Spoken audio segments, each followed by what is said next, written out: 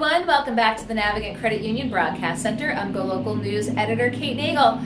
We have a familiar face who has been both in studio and Skyped in before. Expert on all things North Korea, Dr. Terence Roehrig at the Naval War College. It's always great to have you in to pick your brain on something that continues to be very much in the news these days. How are you today, Professor? I'm doing well. Pleasure to be back. Well, it's great to be back as things, heat up, cool down, heat up. Kind of this past week with what's been going on with some, again, displays of missiles from North Korea. It sounds like there's a lot of chatter, especially in national media, about was it successful? How far could it reach? Is this something new or more of the same? Well, I think you are seeing progress on the range issues in regards to North Korea, that they have shown that they can have this missile travel farther each time they test it. But there was an interesting report that came out yesterday that talked about how the reentry vehicle may have actually exploded as it was coming in through the atmosphere, which is a crucial technology that if they cannot get that reentry vehicle to work, it's not going to work as a nuclear weapon. There are also some guidance issues that are problems in regards to the nuclear capability. So while they make progress, there are still a number of very important hurdles that North Korea has to overcome. And one of the things that, really sort of came up this week, before when they were sort of making those tests over there, and there was sort of the speculation in that theater of them potentially take action. Of course, folks raised some concern this week, obviously, with the capacity that they could hit the U.S. And as you mentioned, they're not near close yet. What is the U.S.'s defense capability for tracking and destroying missiles? That missile shield. Sure, we have a missile defense capability, but it is limited. It can handle perhaps, and is designed to handle at the moment, perhaps a few new ballistic missiles shot at one particular time. And so that missile defense system is useful at this particular point, given North Korea's capability.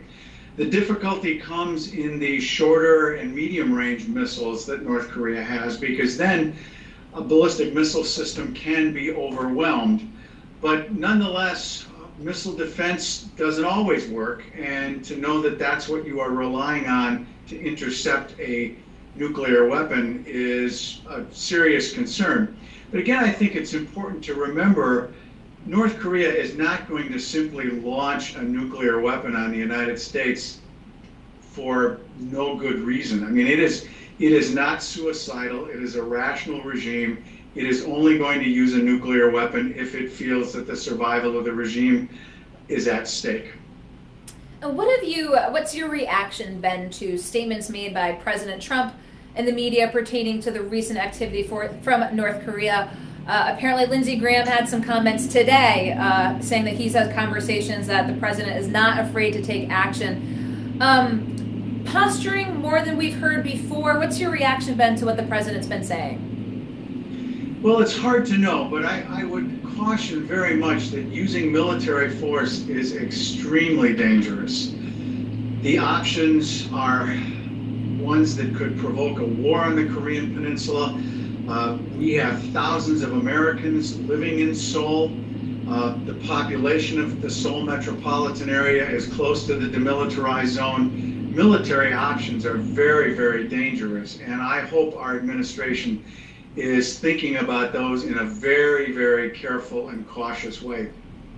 And I believe I saw statements made by the president. I don't want to, mix apples and oranges. I don't want to say akin to Syria, but going after where the actual weapons might be produced and or stored. But even if such action was taken, is that enough to provoke North Korea into action? Well, I think there are a couple of important elements to this. One, the North Korean program is fairly far along. They have multiple sites that you would have to hit. Knowing that you would be able to hit all of these targets would be very, very difficult.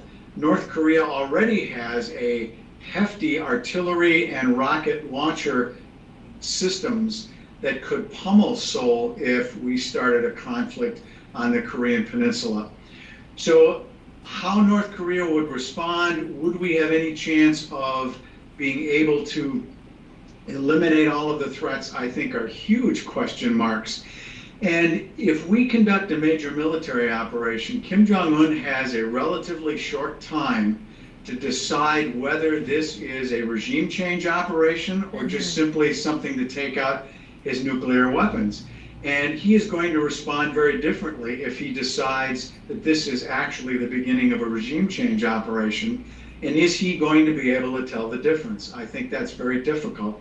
Even though, again, the United States has been very clear today and a few days before that they are not out to change the regime. But I think you are still hearing rumblings about that, and certainly the North Koreans would wonder if that's the truth or not. And you were just over in South Korea in June. Talk with us a little bit about that trip. Again, you're the preeminent expert at the Naval War College. What types of discussions and meetings, and what was the sort of tenor over there when you were there on your visit? I think two things. One, this was the day I was, or the week I was there, was just before the Trump-Moon summit, when South Korean President Moon Jae-in came for the summit.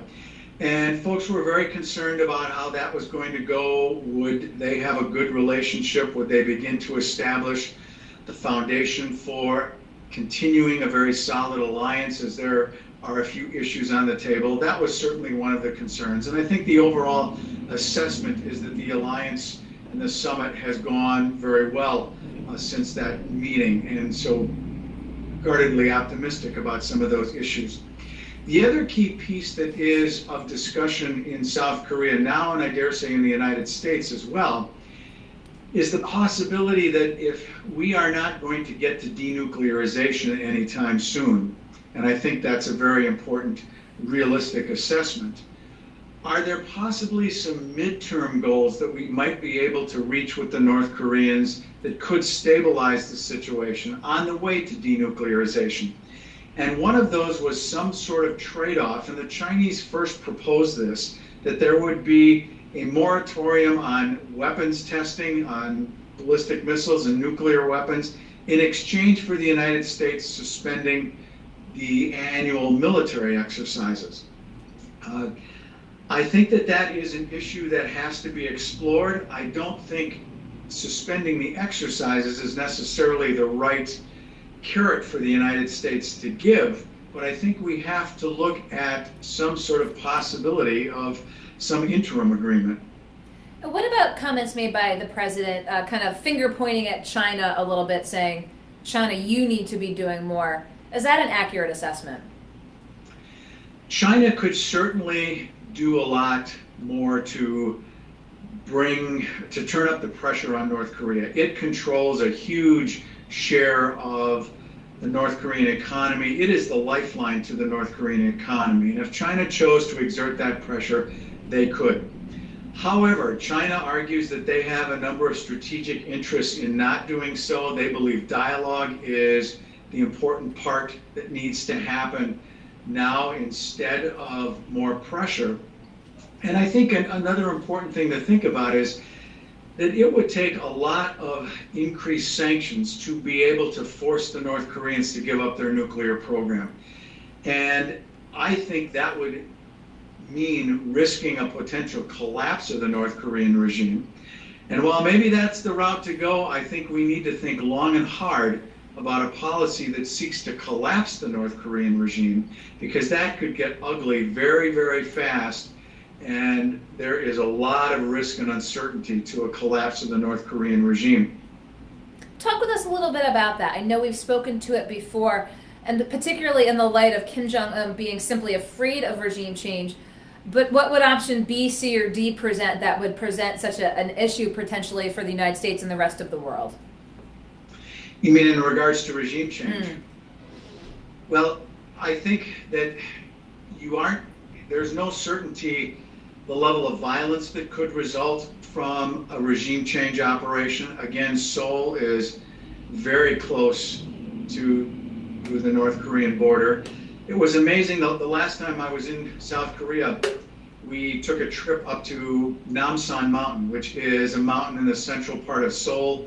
There is a major tower and restaurant at the top of that mountain. And when you stand in that tower and look around, you see the metropolitan area sprawling in all directions.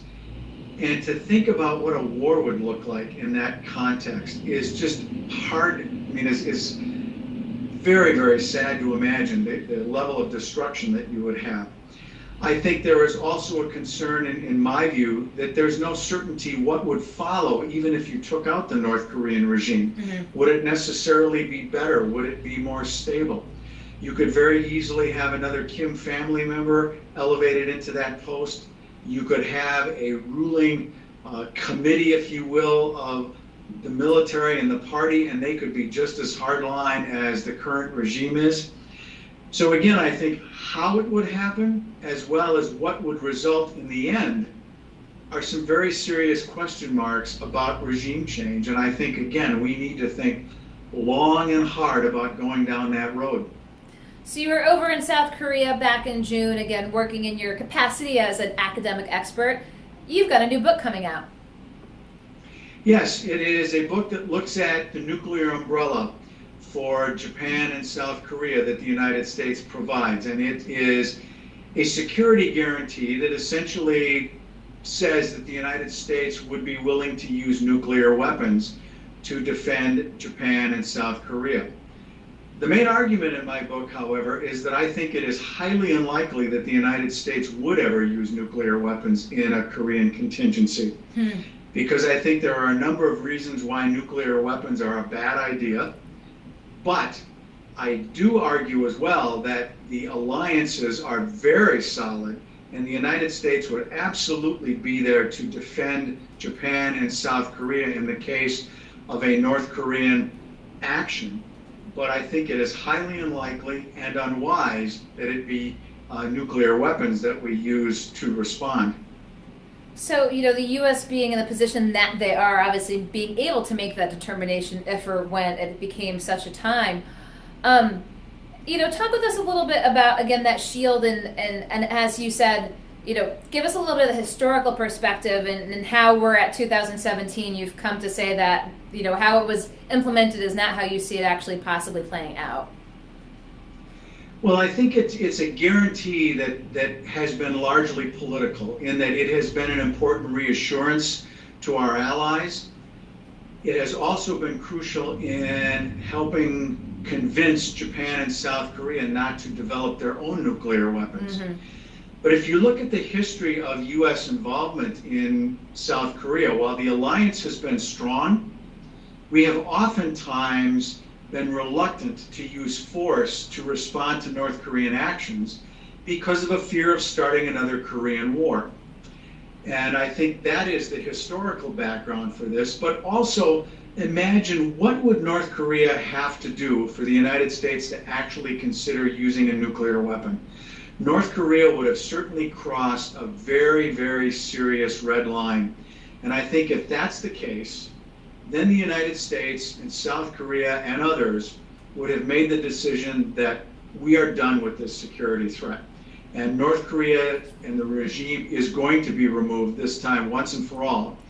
And so why would you want to irradiate the peninsula with nuclear weapons to as a precursor to whatever military operations are going to follow?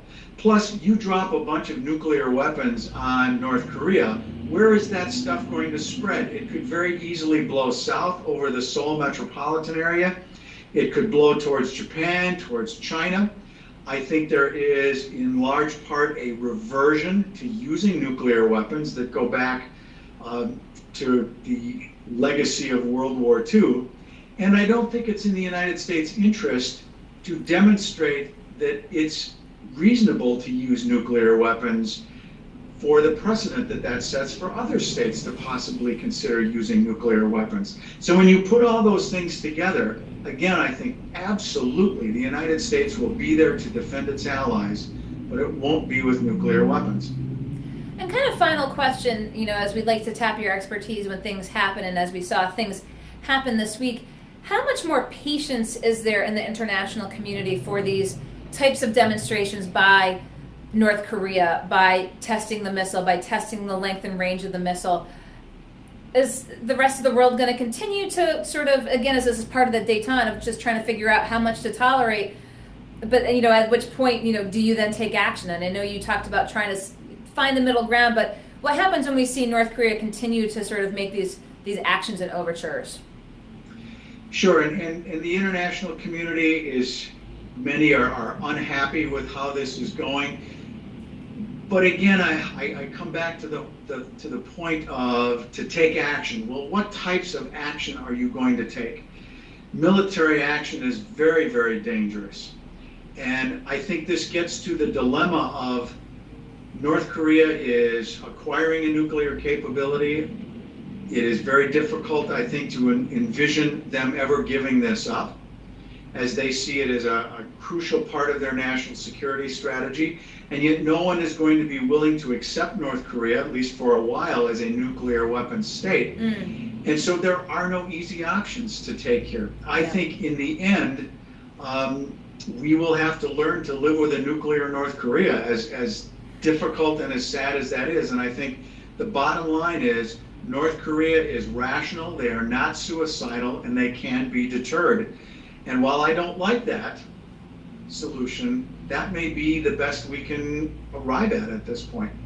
Well, I appreciate your Skyping in and being able to pick your brain. We've had you in studio, we've had you on Skype.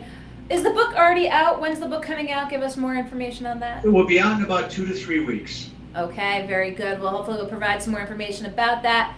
Terry Roehrig at the Naval War College, appreciate your Skyping in today to give us your latest on what's going on with North Korea. It's always great to pick your brain as an expert on the subject. You're very welcome.